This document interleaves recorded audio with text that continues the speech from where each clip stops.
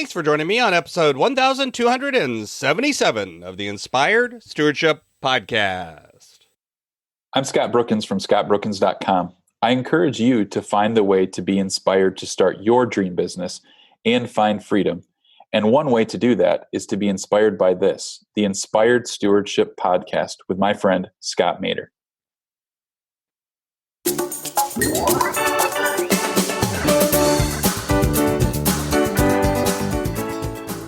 And all of this, too, it says we are not alone, that God will be with us. This is not a solitary journey, and we will be with the others who are also on this journey.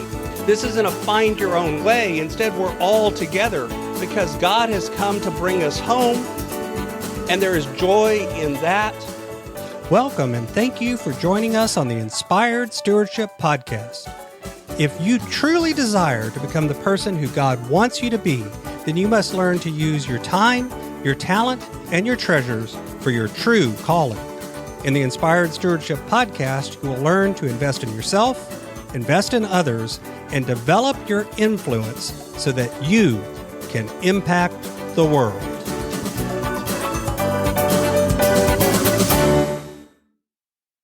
In today's Spiritual Foundation episode, I talk with you about Isaiah 35, verses 1 through 10. I talk about how there is joy even when we don't see it. I also share with you how the journey is the celebration, not the destination. Isaiah chapter 35, verses 1 through 10 says, "The wilderness and the dry lands shall be glad. The desert shall rejoice and blossom like the crocus. It shall blossom abundantly and rejoice with joy and singing. The glory of Lebanon shall be given to it, the majesty of Carmel and Sharon. They shall see the glory of the Lord, the majesty of our God. Strengthen the weak hands and make firm the feeble knees. Say to those who are of a fearful heart, be strong, do not fear. Here is your God. He will come with vengeance, with terrible recompense. He will come and save you. Then the eyes of the blind shall be opened, and the ears of the deaf unstopped. Then the lame shall leap like a deer, and the tongue of the speechless sing for joy. For waters shall break forth in the wilderness, and streams in the desert. The burning sand shall become a pool, and the thirsty ground springs of water. The haunt of jackals shall become a swamp, the grass shall become reeds and rushes. A highway shall be there, and it shall be called the Holy Way. The unclean shall not travel on it, but it shall be for God's people. No traveler, not even fool, shall go astray. No lion shall be there, nor shall any ravenous beast come upon it. They shall not be found there, but the redeemed shall walk there. And the ransomed of the Lord shall return, and come to Zion with singing. Everlasting joy shall be upon their heads. They shall obtain joy and gladness, and sorrow and sighing shall flee away." We're still talking about the book of Isaiah, and we're still in this season of Advent or waiting kind of before Christmas. And, a lot of times right now, during the end of November, the beginning of December, you see all these ads starting, actually sometimes starting even before Thanksgiving, about last minute Christmas shopping. It doesn't really seem last minute whenever it's last month. In November, it seems like you've got tons of time before Christmas. I mean, yes, there's things to plan. There's Christmas services to plan. There's different things to do. There's gifts to buy, decorations to put up, but there's plenty of time. Of course, now when we look up where the clock is ticking, we're just a few weeks out from Christmas. There's still decisions to be made. There's probably still some gifts to purchase. There are still questions to answer. And in this season of Advent, there's still Jesus to be found. In nativity scenes that are put up, a lot of times, especially in certain churches, they don't put the baby Jesus out until Advent is over. Part of what we're doing in Advent is preparing the way. We're waiting for Christ. And so this central cast member of the nativity scene, the person that is the drama of Christmas is pointed towards, is missing. And I've actually had it happen before where I was at a church locally and we went to look for the baby Jesus so that we could get ready to put him out for the nativity scene and he was missing. We literally could not find Jesus in the church. It's kind of a weird experience because maybe we just put him in the wrong place? We always put it back into the same place every year, but it wasn't there. Did we accidentally store him somewhere else? What happened? Did maybe someone took him home for some reason? We weren't sure what was going out, and the call went out to find Jesus so that we could put him out for the nativity scene. And I'll be honest, we actually ended up having to go and find a replacement Jesus because we never did find that original one. It's interesting, but we often think that we've put Jesus into our life in a place that maybe we even feel like there's places in our life where Jesus doesn't belong, but Jesus belongs everywhere in a believer's life. It was probably a good idea maybe we should have been a little bit more responsible and put Jesus somewhere where we could have kept him close to us all year long.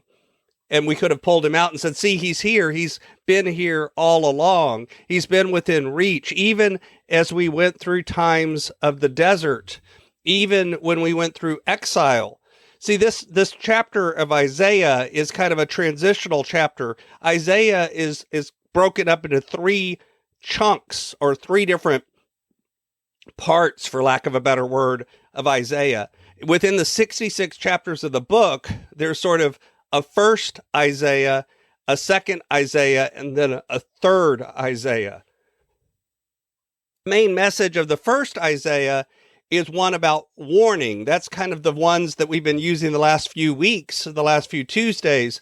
It's this idea of trying to get God's people to see that where you're going now is going to lead to a problem. There's going to be a disaster. That the political relationships that we've created, their policies, their economics, their politics, the road they're on will lead to destruction and exile. And then second Isaiah is actually written during the exile that happens, and it's largely speaks about hope and a promised return. Now, it's not 100% one all in one and all in the other, because there's hope in first Isaiah as well. And there's also warning in the second book of Isaiah as well. So it's not 100% one and 100% the other. Instead, there's this sense in the second book of Isaiah that something's not right. We're not where we're supposed to be. We aren't fitting in. There's this sense of unease. There's this sense of vague sort of worry. It's impersonal.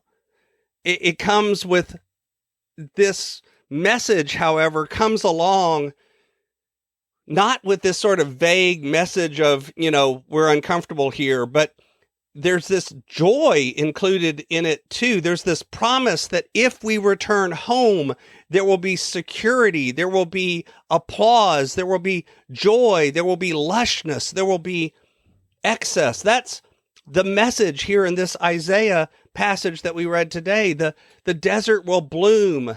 These bright blossoms will usher us back home. Waters in a desert, which is normally a very temporary thing in a desert environment, will break forth and splash up, pour out, rise high. There'll be this beautiful blooming in a place that life is normally not found in such exuberance. Not only is there a route home being promised, but that route is even declared to be safe and secure, protected from all enemies. It's well provisioned. There's water for our thirst. There's food for our hunger. And we simply cannot get lost. It even says, even a fool won't get lost on this path. You can picture this beautiful highway through the desert. And our aches and our pains, our brokenness, our sickness will simply disappear. We won't be handicapped. Instead, we can dance and sing. And all of this, too, it says we are not alone, that God will be with us. This is not a solitary journey, and we will be with the others who are also on this journey. This isn't a find your own way. Instead, we're all together because God has come to bring us home. And there is joy in that.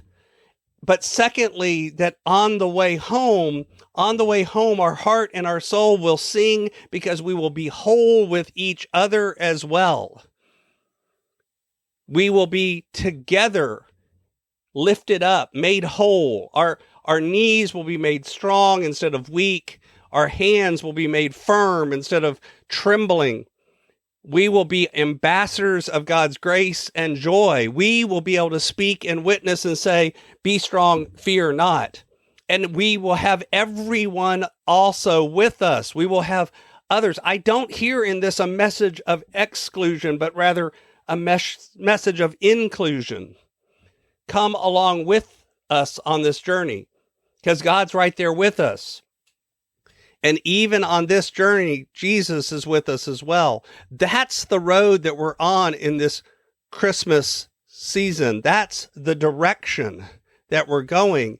And that's why joy is found and the celebration is found in the journey that we go on, not just in arriving at the destination.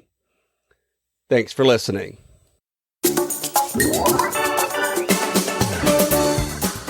Thanks so much for listening to the Inspired Stewardship podcast. As a subscriber and listener, we challenge you to not just sit back and passively listen, but act on what you've heard and find a way to live your calling. If you enjoyed this episode, do me a favor.